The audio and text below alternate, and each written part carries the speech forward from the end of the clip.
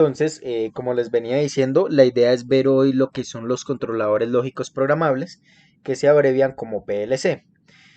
Entonces, básicamente un PLC es una computadora que se diseña o se fabrica para realizar procesos automatizados industriales, ¿listo? Entonces, es una computadora enfocada a la industria, ¿listo? Entonces, muy importante esto, porque de aquí pues encontramos la diferencia entre una computadora común y una computadora, perdón, y un controlador lógico programable. Una computadora es de propósito general, una computadora común, y un controlador lógico programable es una computadora para aplicaciones industriales. ¿Listo? Entonces, digamos como que esa es la mayor diferencia. Bueno, entonces, nosotros, ¿dónde implementamos estos equipos? Bueno, entonces en todas aquellas instalaciones que nosotros necesitamos realizar un proceso de control, un proceso automatizado, y en muchas ocasiones donde estos procesos tienden a ser riesgosos para los operarios, o incluso en algunas ocasiones donde es difícil poder eh, cómo les explicaría? Donde es difícil, digamos, controlar la máquina. Por ejemplo, cuando se requieren tiempos muy exactos o tiempos muy cortos, pues necesitamos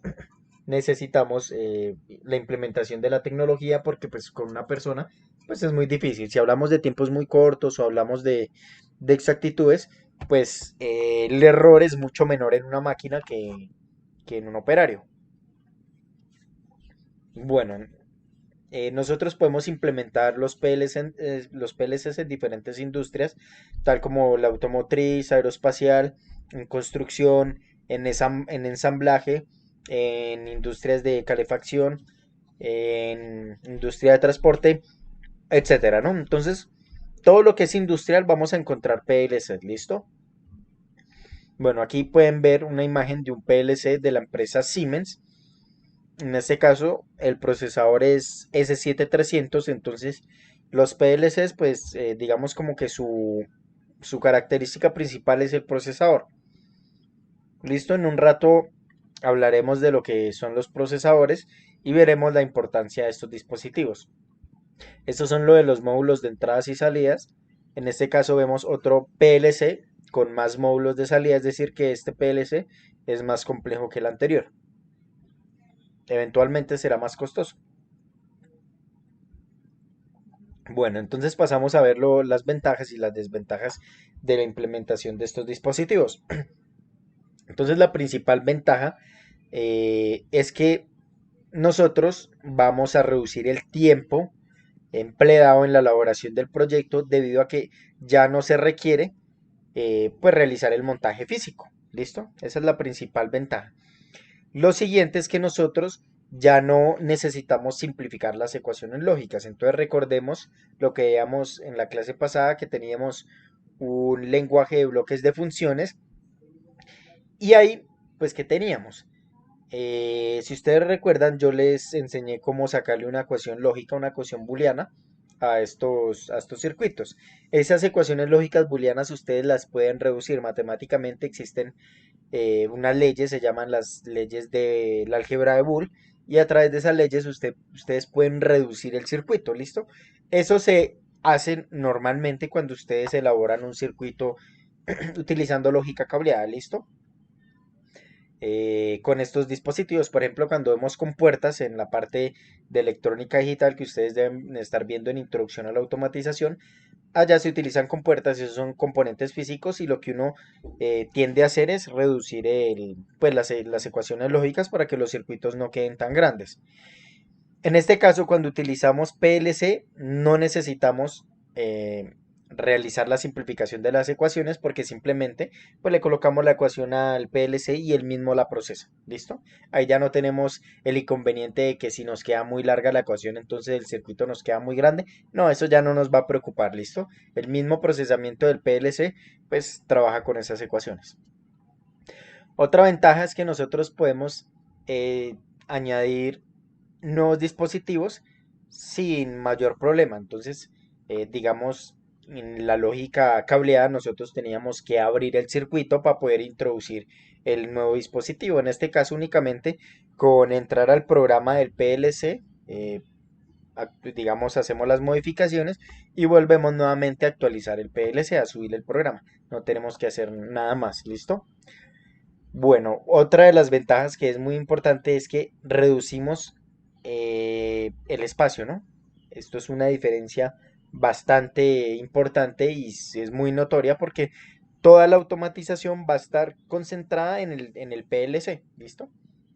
Mientras que cuando ustedes pues hacen pues, un ejercicio con circuitos clásicos, pues dependiendo de la complejidad van a tener un circuito bastante grande. Listo, en este caso todo va a estar por software, entonces únicamente veremos el PLC y obviamente pues los dispositivos de entrada y salidas, actuadores, sensores, pulsadores, etcétera. Bueno, básicamente esas son las principales ventajas. Ya por el otro lado, cuando hablamos de las desventajas, ¿qué tenemos? Entonces la primera de ellas es que necesitamos alguien especializado en el tema, ¿listo? Entonces, digamos, con lógica cableada, un técnico, un ingeniero eléctrico puede realizar un circuito de estos, ¿no? Porque, digamos, tiene los conceptos básicos de cómo funcionan estos circuitos con los contactos abiertos, contactos cerrados, bobinas, etcétera. Mientras que cuando hablamos ya de un PLC de programación, pues ya hay que saber, digamos, toda la parte de cómo funciona la electrónica digital, eh, cómo es la programación, conocer los diferentes lenguajes. Yo les mencionaba que existe lenguaje de alto nivel, lenguaje de bajo y alto nivel. Tenemos a ladder, tenemos el lenguaje ladder, tenemos FUB, tenemos Grapset, tenemos lenguaje de texto. Entonces el conocimiento tiene que ser mucho más amplio o no necesariamente más amplio, sino más especializado. Entonces, esta es una de las ventajas que se necesitaría formar al ingeniero en materias de programación. ¿Listo? Bueno, otra desventaja que dependiendo de la aplicación, el costo puede ser mucho más elevado. Si hablamos de una aplicación poco compleja, es decir, una aplicación sencilla, pues la implementación de un PLC no va a ser muy viable porque va a ser pues una opción muy costosa. ¿Listo? Bueno, entonces la siguiente sección es pues hacernos la pregunta de cuándo implementar un PLC. ¿Por qué nos hacemos esa pregunta? Resulta y pasa que los PLC no son los únicos dispositivos programables que existen. Existen los microcontroladores, existen los PLCs, existen los sistemas embebidos, existen los microcontroladores. Entonces, ¿cuándo usar uno u otro? Pues va a depender de la aplicación. Entonces, como estamos hablando de PLCs, enfoquémonos en esto. Entonces, ustedes van a implementar un PLC casi siempre que van a automatizar un proceso industrial, ¿listo? Todo lo que es industrial de por sí se trabaja con un PLC. Ahora bien, no todas las tareas tienen que ser con un PLC. Si tienen alguna tarea sencilla, alguna tarea de pronto más enfocada únicamente a la parte electrónica, pues pueden utilizar un equipo mucho más económico como un microcontrolador. Va a depender, ¿no? No necesariamente tiene que ser un PLC si estamos en procesos industriales. Va a depender pues, del proceso que estemos implementando. ¿Listo? Eh, Otra cosa que se puede decir es que en los procesos, en la industria generalmente necesitamos tiempos muy rápidos, tiempos, digamos, casi en tiempo real, trabajar casi en tiempo real. Y pues, por ejemplo, un microcontrolador, digamos, un microcontrolador o de pronto un sistema embebido en muchas ocasiones no nos va a brindar estos tiempos rápidos de ejecución. ¿Por qué? Porque son dispositivos mucho, mucho más económicos que un PLC. Los PLC no son nada baratos, que un PLC puede valer 5 millones de pesos colombianos, 10 millones, 15, etcétera, dependiendo de su complejidad. ¿Listo? Mientras que un microcontrolador puede valer 20, 30 mil pesos, 50 mil pesos, 100 mil pesos. Entonces fíjense que el precio es muchísimo, muchísimo menor. ¿Listo? Entonces, pues ese va a ser como digamos, nuestro parámetro o digamos como que lo que nosotros tendremos en cuenta a la hora de, pues, elegir el dispositivo. ¿Listo?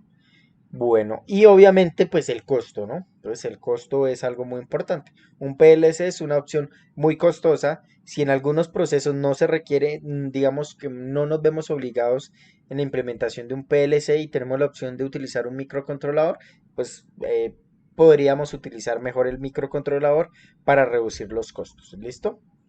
Más adelante tocaremos bien a fondo lo que son los microcontroladores. Por ahora, pues nos vamos a enfocar en hablar sobre los PLC.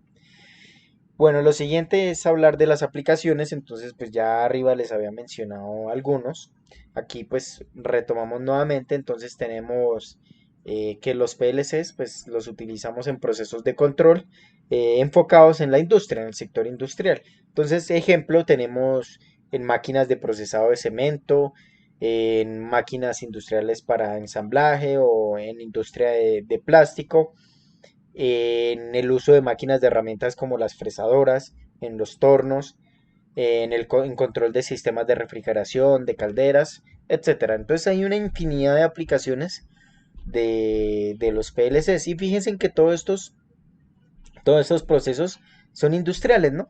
Cuando hablamos de un microcontrolador, esas aplicaciones tienden más a la parte electrónica. Por ejemplo, un computador en su interior no va a tener un PLC, puede tener microcontroladores que hagan algunas funciones, que son unos chips pequeños, pero ustedes que vean un PLC dentro de un computador, por ejemplo, no. Cuando hablamos de algo netamente electrónico, eh, tendemos a utilizar tecnologías como los microcontroladores, ¿listo?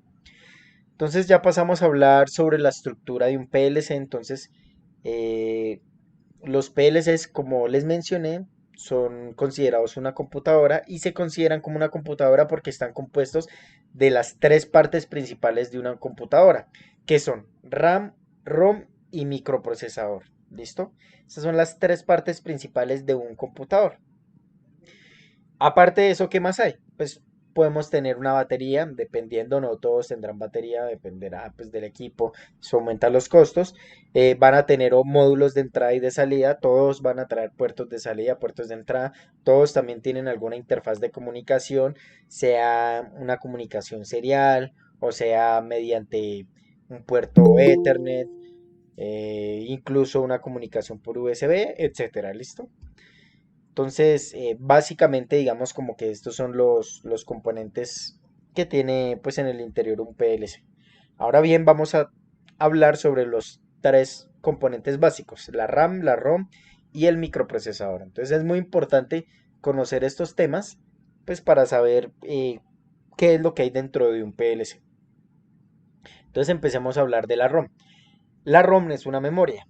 Esta memoria es de solo lectura, ¿listo? Entonces, esta es la parte fundamental de lo que es la memoria ROM. Es una memoria de solo lectura, es decir, que no se puede escribir. Únicamente se escribe al inicio, cuando se fabrica. Entonces la fabrican y pues la, digamos, se escribe en esa memoria. Esa memoria se escribe con diferentes tecnologías, por ejemplo, con rayos ultravioleta. Entonces, la idea es que digamos como que esos datos que se están almacenando ahí queden de forma permanente, es decir, que es una memoria no volátil. Lo que implica que cuando ustedes le quitan la energía, esos datos que quedaron almacenados no se van a perder. ¿Listo? Entonces, esta es una de las grandes diferencias entre una memoria ROM y RAM. La memoria RAM sí es una memoria volátil y ahorita pasaremos a hablar de ello. Entonces, entonces retomo. La memoria ROM únicamente leemos, ¿listo? Se escribe únicamente en su fabricación y ¿para qué se utiliza? Generalmente se utiliza para contener el firmware, ¿listo? ¿Qué es esto? Entonces este concepto va enfocado pues, al software que se utiliza para controlar el hardware. Entonces si ustedes saben un poquito de computadores o en algún momento de pronto han escuchado lo que es la BIOS. La BIOS es, por ejemplo, el firmware de un computador. ¿Qué contiene la BIOS? La BIOS contiene, digamos, un software eh, que controla todos los dispositivos que hay internamente. Entonces, por ejemplo, la tarjeta de red, los puertos USB, aparece también información del PC, de la CPU, que es del procesador, aparecen las memorias RAM, los discos duros, etcétera. ¿Listo? Entonces es un software que pues tiene toda la parte, tiene pues el control de todo el hardware en su interior, ¿listo? Aquí hay una imagen de lo que podría ser una ROM, fíjense que es un chipcito, ¿listo? Bueno, continuamos ahora con la RAM. La RAM traduce memoria de acceso aleatorio. Esta memoria es tanto de lectura como de escritura, ¿listo? Entonces, básicamente, en la RAM se almacenan, por ejemplo, el sistema operativo, se almacenan los programas que ustedes están abriendo, digamos, si estamos hablando de un computador, ahí se va a cargar el sistema operativo y los programas que ustedes van a ir ejecutando. Entonces, pues, digamos, esto es como una parte muy esencial para el funcionamiento de todo equipo electrónico programable. Entonces recuerden que es una memoria de escritura y lectura, pero en este caso es una memoria volátil, lo que implica que cuando ustedes le quitan la energía al dispositivo, esta memoria se va a reiniciar, se va a borrar, ¿listo? Básicamente se va a borrar. Entonces ustedes habrán escuchado que sus equipos dicen, no, tengo 8 gigas de RAM. Entonces, estas memorias son mucho más grandes que una ROM, pero muy inferiores a la memoria que posee un disco, ¿listo? ¿Qué diferencias, digamos, a grandes rasgos hay entre un disco de almacenamiento y una memoria RAM? La primera es que la memoria RAM es muchísimo más rápida, mucho más rápida que, que un disco. Por ejemplo, puede ser 10 veces más rápido, incluso más. Entonces, esta memoria RAM, por eso en esta memoria RAM se almacenan cosas importantes como el sistema operativo. Porque si lo arrancásemos, por ejemplo, únicamente por ejemplo, digamos, eso no se puede hacer, pero supongamos que lo arrancásemos desde un disco duro. Entonces, únicamente desde el disco duro, pues sería todo muy lento, todo sería muy lento porque pues el procesamiento de información en los discos pues es bastante lenta. ¿Listo? Entonces, la RAM contiene todos estos programas y desde la CPU se va trayendo esta información. Entonces, ahora procedemos a hablar de la memoria de la CPU. En este caso pueden ver una memoria RAM de un computador. Entonces, ¿qué es la CPU? También se conoce como procesador, microprocesador y básicamente es la unidad central de procesamiento. Eso es lo que traduce CPU. Este equipo es el principal de todos dispositivo electrónico, es el cerebro del sistema. Este es el que se encarga de ejecutar todas las instrucciones de un programa. Entonces, digamos en este momento que estamos usando Google Meet, PDF. Entonces, la CPU es la que se encarga de estar ejecutando todo eso que estamos desarrollando. ¿Listo? Es el que hace unas operaciones lógicas aritméticas muy rápidas. Va haciendo todo muy rápido. Y pues por eso es que nosotros podemos estar manipulando el PC y todo ello. Entonces, esas instrucciones de dónde las saca? Las saca desde la memoria RAM. Porque como les decía, en la RAM se almacenan esos programas que ustedes están utilizando. Obviamente, en la RAM no están todos los programas, sino simplemente aquellos programas que ustedes tienen abiertos en ese momento, ¿no? Entonces, en este caso, por ejemplo, yo tengo Google Chrome, Adobe y OBS. Digamos, por ejemplo, el TIA Portal en este caso no estaría en la RAM porque no lo estoy usando. Está en el disco sólido y lo que hace la RAM es ejecutar esos archivos que están en el disco. ¿Listo? Los trae para poderlos poner en funcionamiento. Entonces aquí tienen una imagen de una CPU. Cuando hablamos de un PLC, pues básicamente la ROM contendría todo, digamos como toda la parte inicial para poder arrancar el PLC, ¿listo? Básicamente ahí se hace el diagnóstico del dispositivo, ver si la memoria está bien, digamos como que se hace un chequeo, digamos como que tiene por ejemplo toda la parte inicial para poder utilizar un dispositivo de estos. En la RAM ustedes ya van a almacenar todo lo que es su programa, ¿listo? En un PLC ustedes hacen su programa y ese programa se guarda, digamos, se almacena en la RAM, ¿listo? Queda en la RAM y la CPU trae todas esas instrucciones desde la RAM, ¿listo? Y las va ejecutando una tras otra. Lo último, para terminar la parte de estructura de un PLC, tenemos lo que son módulos de entradas y salidas. Entonces, básicamente, pues aquí hacemos referencia a los puertos de entradas y salidas. Que recuerden que hablamos de que habían señales digitales y analógicas, entonces vamos a poder tener entradas y salidas digitales y analógicos.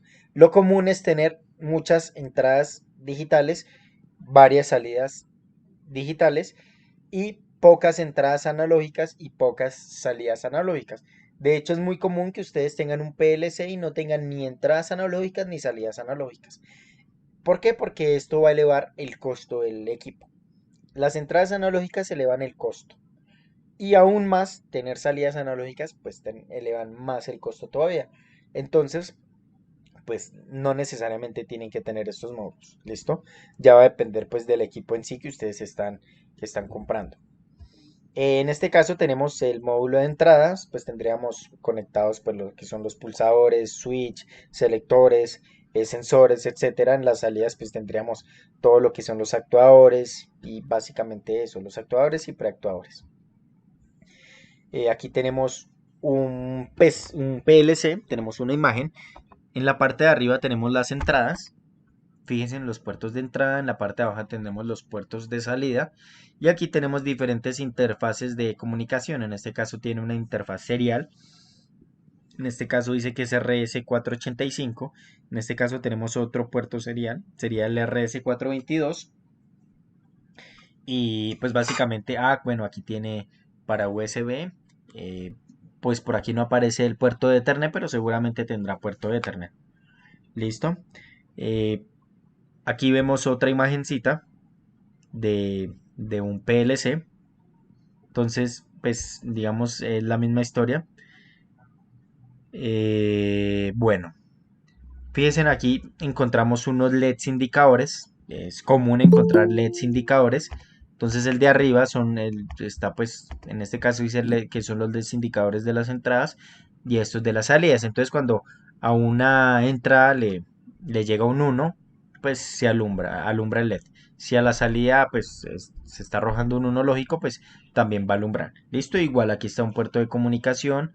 Aquí pues la batería, entradas, salidas, pues básicamente lo mismo, ¿listo? Luego pasamos a hablar de la arquitectura. Entonces cuando hablamos de la arquitectura pues estamos haciendo referencia más a la comunicación que se realiza entre los diferentes PLC. Eso que ahorita les decía que tenían unos puertos seriales que era estándar RS485 y RS422, el que habíamos visto arriba. Entonces, ¿qué tenemos ahí? Entonces, esos son puertos de comunicación, básicamente. Entonces, cuando hablamos de una arquitectura en PLCs, vamos a estar hablando de lo que se conoce como maestro esclavo, ¿listo? Existe un maestro y un esclavo. El maestro es el que se encarga de dar las órdenes y el esclavo de obedecer esas órdenes del maestro. ¿Listo?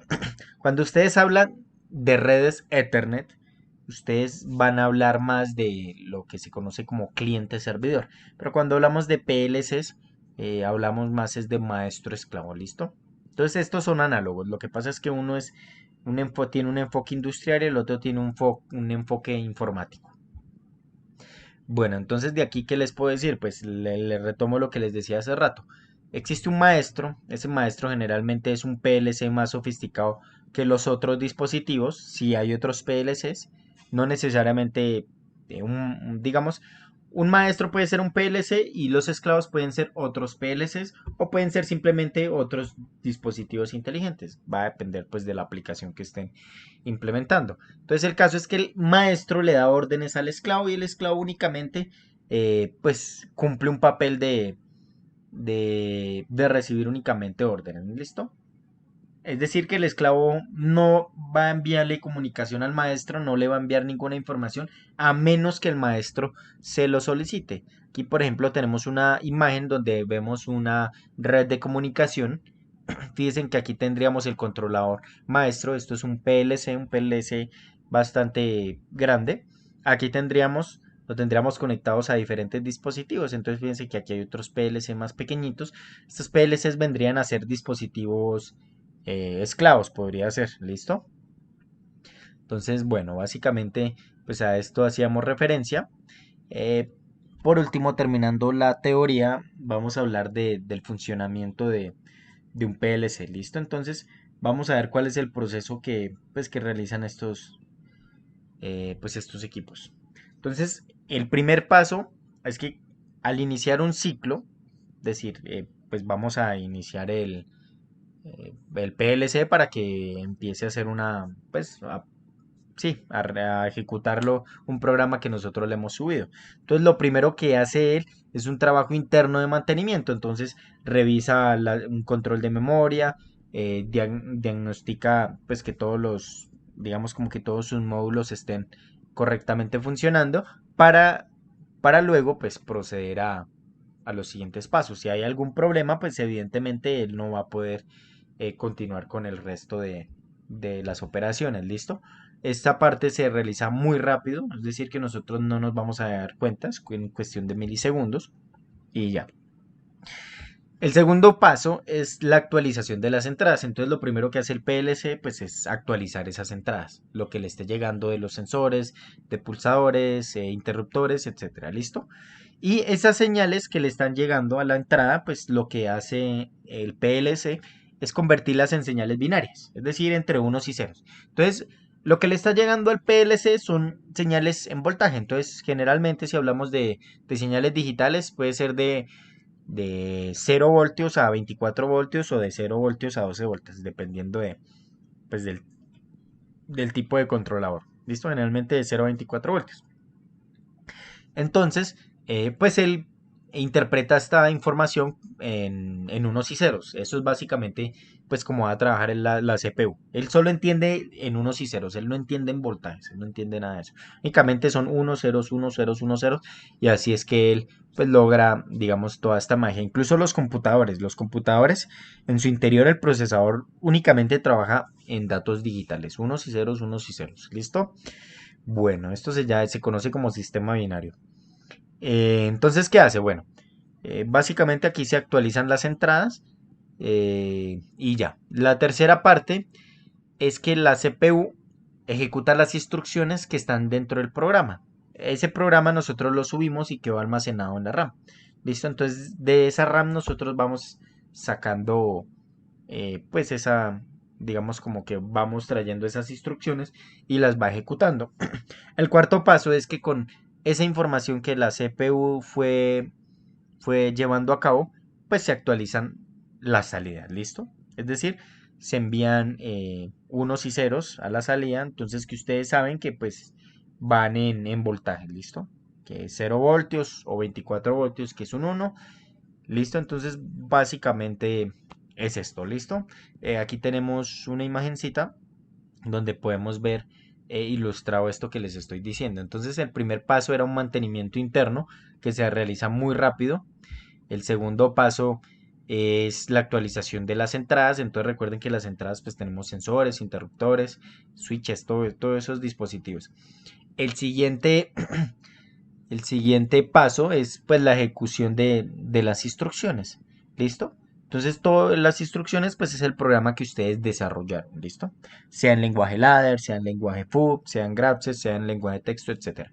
Y el último paso, pues de acuerdo a esto que se ejecutó en la CPU, pues se actualizan las salidas y esas salidas van a ir conectadas pues a los actuadores, a los preactuadores, etcétera. Aquí hay una retroalimentación entre la salida, perdón, aquí hay una línea que vuelve al inicio, que significa que al terminar la actualización de las salidas, vuelve y nuevamente se ejecuta un nuevo ciclo. ¿Listo? Entonces estos se hace de forma cíclica. ¿Listo? Bueno, entonces ya aquí habríamos terminado toda la parte teórica y ahora pues nos vamos a enfocar en la implementación de un circuito. Entonces, muchas de estas cosas que les mencioné hoy ya las habíamos tocado en la clase anterior cuando hablábamos del relé programable, hace 15 días. Entonces hablamos del relé programable y muchas de esas cosas pues ya las habíamos tocado. Sin embargo, eh, no hemos tocado, digamos, temas como lo que es una CPU, una memoria RAM, una ROM, etcétera, que son conceptos muy importantes a tener en cuenta, ¿listo? Como formación de ingenieros es importante conocer estos elementos que son la base de todo equipo electrónico programable.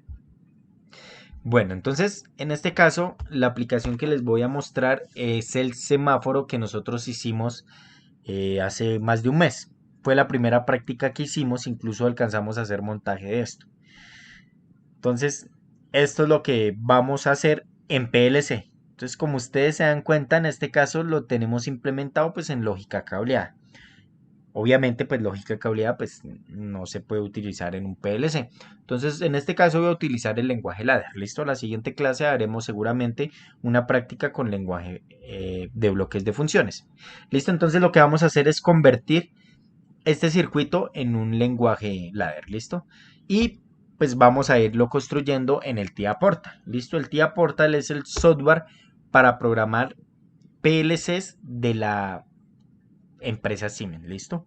Entonces algo muy importante, si ustedes tienen algún otro PLC, tal como por ejemplo Schneider Electric, pues van a necesitar pues el software de Schneider Electric, es decir, no les va a servir este. Aquí tampoco sirve Cadécimo. Cadécimo simplemente es un software ilustrativo, pero cuando ustedes ya van a la realidad, Cadécimo no les sirve de nada. Únicamente es digamos como para diseñar y todo ello, pero cuando ustedes quieren montar en realidad un circuito, pues necesariamente tienen que descargar la aplicación. Esta aplicación es mucho más compleja que lo que era Logosoft, que algunos decían que se les hacía complejo. Logosoft, pues en este caso sí ya esta plataforma es un poco más seria, pesa muchísimo más y es un poquito más cansón al inicio, pues aprender a manejar todo, ¿listo? Aquellos que no les funcione TIA Portal quizás tengan un PC muy viejo, entonces la idea es que entonces instalen Step 7. Yo voy a enseñar cómo funciona TIA Portal. Si alguno tiene problemas con la instalación de TIA Portal me puede escribir y yo le puedo enviar un video de donde se utiliza Step 7. Entonces le puedo enviar, sí, donde descargarlo o algo así. La idea es que traten de instalar TIA Portal porque es mucho más fácil a la hora de utilizarlo. Es mucho más fácil que Step 7. Step 7 toca hacer casi todo paso a pasito, ¿listo? Bueno, entonces vamos a la opción crear nuevo proyecto. Aquí colocamos, no sé, automatismos, jueves y le damos crear. ¿Listo? Bueno, entonces esperamos ahí un momento. Y bueno, entonces lo siguiente es elegir el PLC. Entonces, pues como les decía, existen diferentes PLCs, ellos tienen su procesador, también obviamente, pues dependiendo del PLC que elijan, pues tiene diferentes módulos de entrada, diferentes módulos de salida y todo ello, ¿listo? Vamos aquí a la opción de escribir PLC Program y aquí elegimos el PLC, ¿listo? Entonces vamos acá y aquí nos aparece varias opciones. Voy a elegir uno viejito, uno sencillo, el S7300. Para otra clase utilizaremos uno más avanzado, ¿listo? En esta utilizaremos este que es mucho más pequeño, más sencillo. Entonces le damos acá, este CPU 312, seleccionamos, entonces le damos OK y ya aquí se nos abre el main. En el main nosotros vamos pues a realizar nuestro programa, ¿listo? El por default nos aparece en ladder. La siguiente clase les mostraré cómo programar en otro lenguaje. Entonces aquí ya nos apareció el main.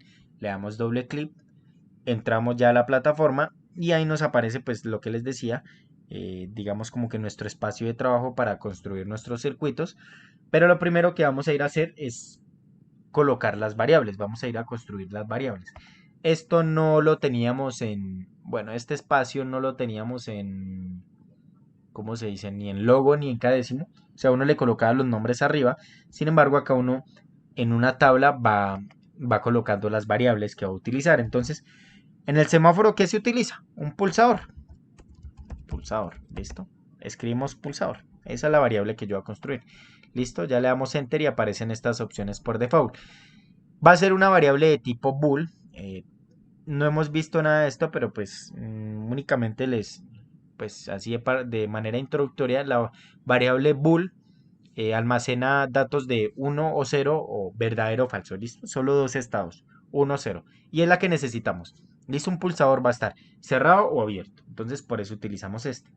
Aquí en address nos aparece pues la dirección de la entrada o la salida. Entonces recuerden que entradas se coloca como I y salidas como Q, ¿listo? Y M pues son las variables o marcas.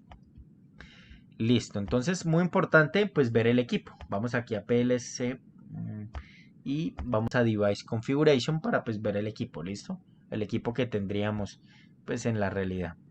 Entonces veamos cómo son las entradas. Entonces fíjense, aquí tenemos las entradas. Dice que las entradas están con esta dirección 124.0. Pues están las entradas, igual las salidas con Q124. Entonces muy importante esto porque pues uno debe llamar esas entradas y esas salidas pues con la nomenclatura que tiene el PLC. No todos tienen la misma nomenclatura, van a variar dependiendo del PLC que se implemente. La idea es la otra semana implementar otro para que ustedes vean la diferencia. Entonces bueno, ya sabemos que es la 124. Entonces vamos a colocar acá. Entonces, address 124. Y este es el bit number, es como el 124.0.1.2. Aquí elegimos. Listo. Pueden colocar así o pueden directamente escribir. Listo. La siguiente variable voy a colocar verde, amarillo y rojo. Listo. Entonces, verde. Listo. Le damos enter y me aparece acá.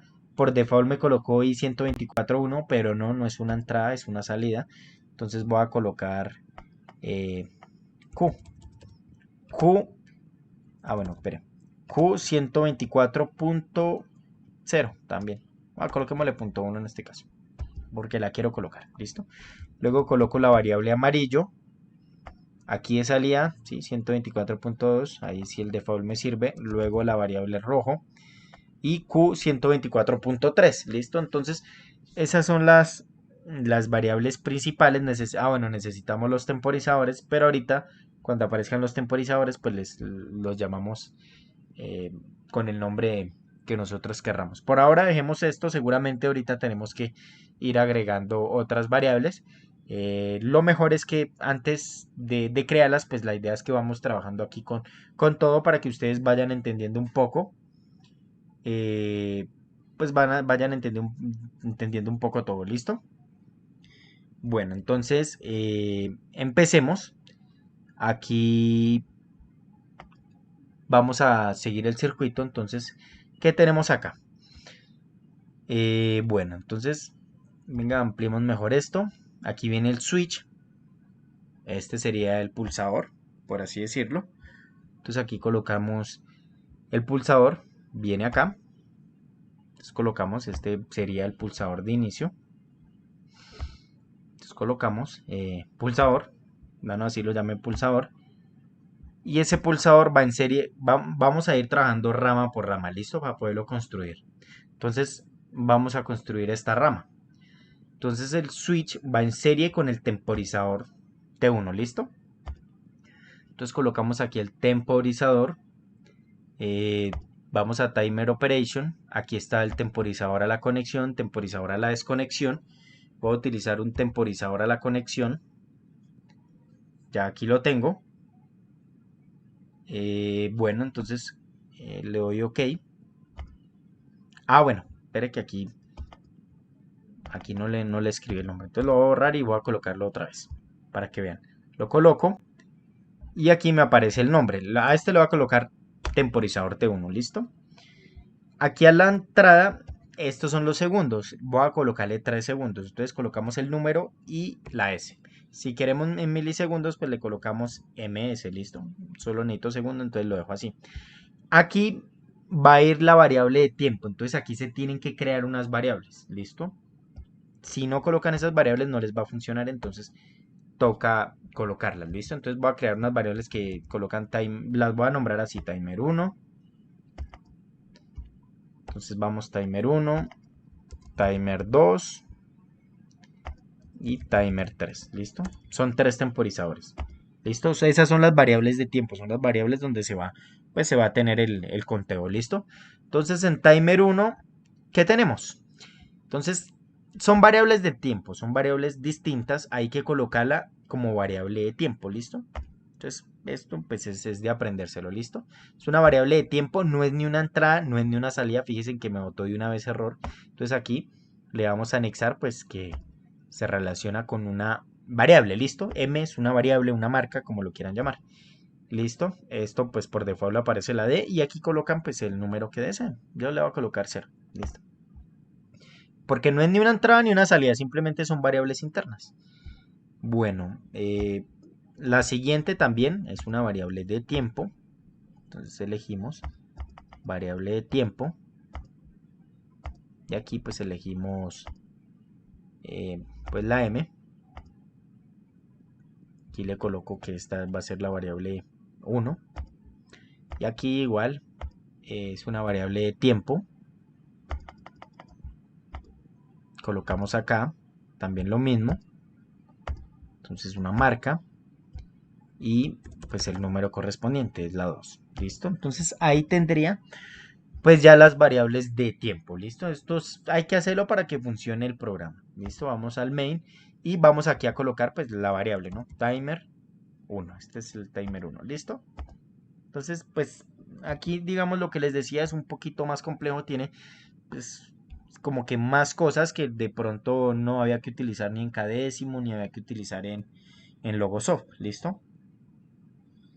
Bueno, entonces continúo. Entonces, la siguiente, pues que tenemos acá. Eh, volvemos al circuito y pues continuamos con la siguiente rama. Tenemos por acá esta rama. Entonces, vean, viene el switch. Vamos a ignorar primero este temporizador T3. Eh, lo colocamos. Bueno, no lo ignoramos. Más bien les voy a comentar algo. Este temporizador T3 no necesariamente tiene que ir ahí donde está. Si lo dejamos ahí donde está, tenemos que colocarlo acá en esta rama, luego en esta rama, luego en esta rama, porque vamos a ir construyendo rama por rama. Entonces tendría que ponerlo 6 veces. Entonces para evitarme eso, lo voy a colocar únicamente acá. ¿Por qué nos funciona igual? Sencillo, este temporizador T3 lo que hacía era reiniciar todo el sistema. Entonces si lo coloco acá, pues me reinicia T1 y fíjense que T1, pues T2 y T3 dependen de T1. Entonces cuando T1 se reinicia, pues se va a reiniciar todo. Entonces por eso este T3 lo puedo colocar acá sin ningún problema. Entonces es lo que voy a hacer acá. Entonces aquí que iba. Entonces iba el switch y luego el temporizador T3 normalmente cerrado. Ah, bueno, no, todavía no la puedo colocar porque no he creado el temporizador, ¿listo? Pero entonces ya saben que aquí va un contacto T3. Ahorita lo colocamos, ¿listo? Cuando creamos, podamos crear el temporizador. Bueno, entonces continuamos. Entonces ignoran este acá y lo vamos a poner acá. Entonces es la siguiente rama que aparece. Está el switch, luego el contacto del temporizador T1 y luego la bobina KM1. Entonces va el switch. La siguiente va el switch. El switch pues es el de inicio. Va el switch de inicio. ¿Qué más? Ah, bueno, perdón, no es de inicio. Yo lo nombré como pulsador. ¿Listo? No, este no es. Entonces le relacionamos el pulsador y ahí está. ¿Qué sigue en serie? Un contacto del temporizador T1 normalmente cerrado. Entonces viene un contacto T1 normalmente cerrado. Entonces viene aquí, temporizador T1 normalmente cerrado es este, vea, T1 que creamos arriba. Y vamos a seleccionar la salida, ¿no? Esta es la entrada, no necesitamos la entrada, necesitamos la salida de Q. Entonces, del temporizador. Recuerden que el temporizador, la salida es Q y esas salidas son o un 1 o un 0 dependiendo. 0 cuando no ha terminado su conteo, 1 cuando ya ha terminado su conteo. ¿Listo? Entonces aquí está el T1 normalmente cerrado y luego viene la bobina KM1, que en este caso pues es la salida, ¿no? Entonces aquí colocamos la salida, colocamos la primera salida, colocamos una bobina. Esa bobina va a ser el bombillo verde. ¿Listo? Bueno, y aquí está, ¿listo? Entonces ya aquí podemos pasar a simular para ver qué pasó acá, ¿listo? Entonces en esta opción le damos compilar. Aquí en esta opción le damos compilar para ver si no hay errores. Fíjense que me dice que no hay ningún error. Lo siguiente es dale Start Simulation. Aquí en Go Online es donde ustedes pueden subir el programa al PLC, ¿listo? Entonces aquí pues con la dirección IP o la comunicación que se vaya a hacer, ¿listo? Entonces, no, obviamente, pues no vamos a hacer eso, sino que vamos a simular internamente. Entonces, le damos Start Simulation, le damos sí, le damos OK. me aparece el PLC SIM. El PLC SIM es un softwarecito que trae el TIA Portal y el Step 7 para poder simular. Cuando abrimos esto aparece otra ventana. Siempre hay que esperar que se abra esta ventana, ¿listo? Entonces esperamos que se abra esta ventana y le damos aquí en Download to Device, ¿listo? Tienen que estar seleccionados y que aquí me aparezca todo en azul. Si no lo hacen, no les va a funcionar bien. Entonces, bueno, entonces ya aquí tenemos el TIA Portal, fíjense que dice Stop. Entonces, la idea es ponerlo en room para ponerlo a trabajar. Entonces aquí algo importante, si no le sale estas entradas y salidas por default, entonces ustedes la agregan. Entonces aquí fíjense que dice insertar input y aquí dice insertar output. Las entradas las llamaremos como 124, ¿listo? La salida las llamaremos como 124. ¿Por qué? Porque pues son, así están llamadas. Si ustedes colocan otro número, él no les va a entender, ¿listo? Porque pues aquí fíjense, dice 124.0, 124.0, la salida 124.1, Q 124.1, entonces él va a entender eso. Entonces IB, esta es I es de entrada y esta Q de salida. Y esto pues son el último bit, ¿no? El puerto en específico. Entonces recuerden, por ejemplo, que él trae varios módulos de entrada. Entonces, digamos, trae un solo módulo de entrada, entonces, por ejemplo, es de la 124.0 a la 124.7. Si trae dos módulos, entonces vendrá de la 124.0 a la 124.7 y luego en el siguiente módulo de la 125.0 a la 125.7 y así sucesivamente. Entonces, bueno, entonces le damos run él, hasta que él llegue y se quede quieto. Ahí ya terminó. Y aquí con estas gafitas, ustedes le dan acá, pueden ver también aquí cómo es el funcionamiento. Entonces es bueno que ustedes pues le den ahí esa opción para que puedan ver cómo va funcionando. En verde es cuando está alimentado, en azul es cuando está, digamos, en cero. Entonces se supone que si nosotros le damos al switch, se debe encender el LED verde por unos 3 segundos. El LED verde va a ser este, ¿listo? Entonces él se enciende por 3 segundos y se apaga, ¿listo? Entonces ahí vamos bien, ahí está, ahí nos está funcionando. Cierro esto y continúo con mi programa. Entonces, según el circuito que siguió, esta rama de acá. Entonces va el switch, va el contacto del temporizador, va el temporizador T2. ¿Listo? Entonces arranquemos, ponemos eh, el switch de pulsador normalmente abierto. Debo que más nos decía. Acabamos de poner este. Luego dice, sigue T1, un contacto del temporizador T1 abierto. Contacto abierto de T1, entonces lo relacionamos acá, colocamos el temporizador T1 como salida, la salida obviamente, y luego sigue el temporizador T2, entonces aquí colocamos el temporizador T2. Eh, Vamos acá en Timer Operation, estoy utilizando temporizadores a la conexión, es el circuito que tengo, entonces pues los utilizamos, T2, ¿listo? Y aquí programamos el tiempo. Yo estoy utilizando 3 segundos, entonces lo dejo como 3 segundos. Cuando utilizan TIA, el step 7 toca colocarlo así. Tienen que colocar todo, si no les bota error. Tienen que colocar todo esto. Listo, aquí relacionamos el timer 2, ¿listo? Las variables que creamos hace rato. Que es donde se va, digamos, como almacenar el tiempo, ¿listo? La variable de conteo de tiempo. Entonces ahí ya habremos hecho esta rama. Y falta esta parte. Entonces viene aquí, aquí y luego aquí, ¿listo? Entonces viene el pulsador de inicio. Pulsador, bueno, sí, el pulsador. Entonces va el pulsador. Lo siguiente es que va el contacto T1 normalmente abierto. T1 normalmente abierto. Elegimos la salida.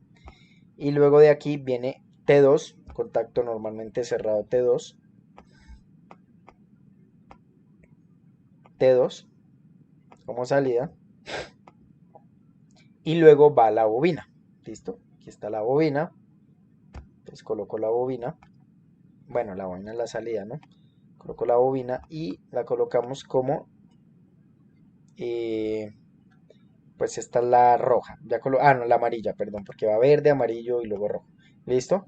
Entonces aquí ya tendríamos la segunda parte. Vamos a compilar a ver si hay algún error. Si hay un error, pues aquí le dirá error 1, 2, 3, etcétera.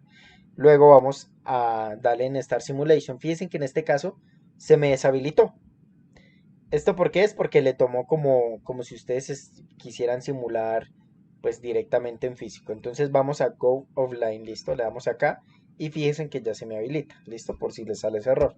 Entonces ejecutamos, le damos OK, bueno, para que no nos muestre más esto. Eh, ya me aparece lo que habíamos creado hace un rato, entonces pues ya lo dejamos así. Y hay que esperar primero esta ventana, o sea, si le vamos y le damos Run, nos va a aparecer un error acá y vamos a creer que es en la programación. Entonces aquí le damos Download to Device, listo, y aquí aparece ya todo azulito y ya ahí es como que él carga todo el programa al PLC SIM. Entonces nuevamente le doy Run, esperamos que esto se quede quieto. Aquí pues las gafitas es si quieren para ver el funcionamiento aquí, si no quieren pues nada. Entonces le doy el inicio, se me enciende bueno, es este, se me inicia el verde, se apaga y luego se enciende el amarillo y se apaga. Entonces únicamente nos queda faltando el rojo. Entonces nuevamente cierro y continuamos con la otra parte. Recuerden que cuando hacíamos este circuito, el rojo era lo mismo que hacíamos con el amarillo. Entonces nuevamente va el switch, va un temporizador T2 normalmente abierto. Entonces el switch, el pulsador es normalmente abierto. Coloco acá. Luego va el temporizador T2 normalmente abierto. T2 normalmente abierto. Y luego va T3.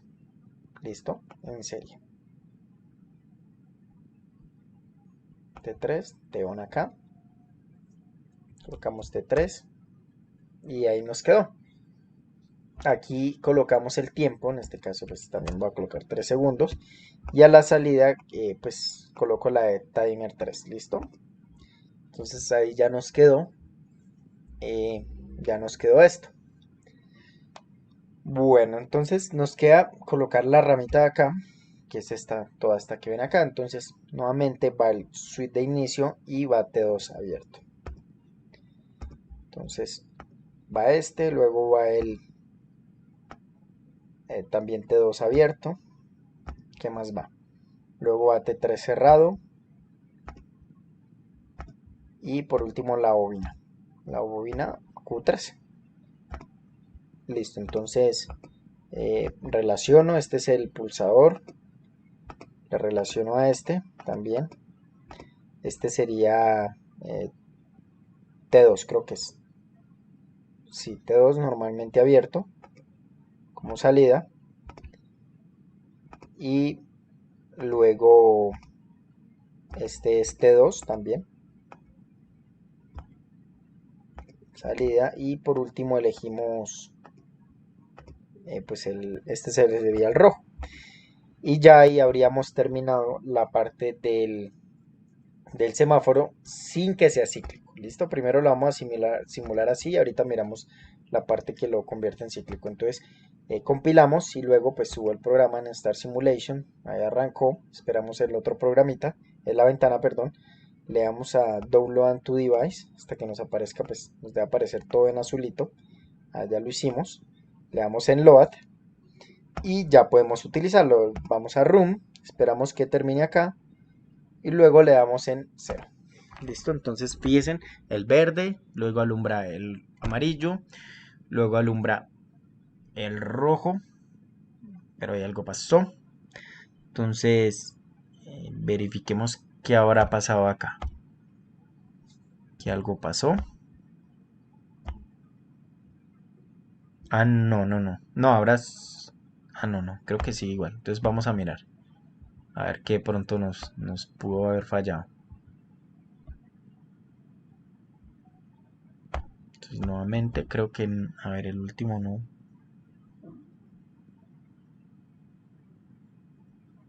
Bueno, son los... Ah, bueno, pero aquí es como si no lo tomara. Entonces veamos a ver qué fue lo que de pronto pasó en el circuito. Verifiquemos esta última parte. Entonces, ¿qué tenemos aquí? Tenemos aquí el amarillo, aquí tenemos el rojo, teníamos el pulsador, luego va pues el temporizador, luego va pero bueno, aquí va T3. Fíjense que aquí va T3, yo lo coloqué mal. Entonces, ese es el problema, que él relaciona el que no era. Entonces borro, coloco T3 como salida y listo. Y ahora sí nuevamente compilo, go online y ya le damos Start Simulation.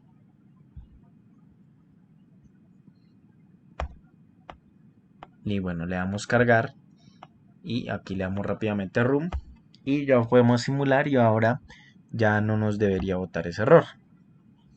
Entonces verde, luego pasa al amarillo y luego pasa al rojo.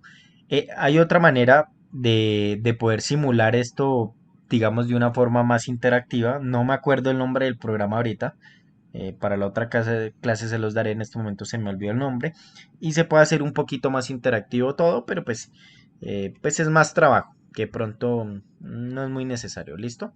Entonces fíjense que el programa pues no es cíclico, ¿listo? Entonces nos falta colocarle que sea cíclico. Para que sea cíclico teníamos lo que les decía al inicio, un temporizador normalmente cerrado T3, ¿listo? Entonces que cuando T3 se activa, pues básicamente vuelve y me reinicia el sistema. Eh, Compilar y ya podemos subir nuevamente el programa. Y pues esperamos la ventanita. Siempre hay que esperar, no nos podemos ir a darle run porque nos aparece un poco de errores. Y pues al inicio creemos que es un error de programación y resulta que no es eso. Entonces le damos run y pues aquí le doy simular y fíjense que él va haciendo todo, ¿listo? Dicen y vuelve nuevamente al inicio y se hace un cíclico. Entonces la idea es que ustedes para la siguiente clase instalen TIA Portal o Step 7 y hagan esta simulación que yo hice, el semáforo, ¿listo? Eso es lo único que les dejo de tarea.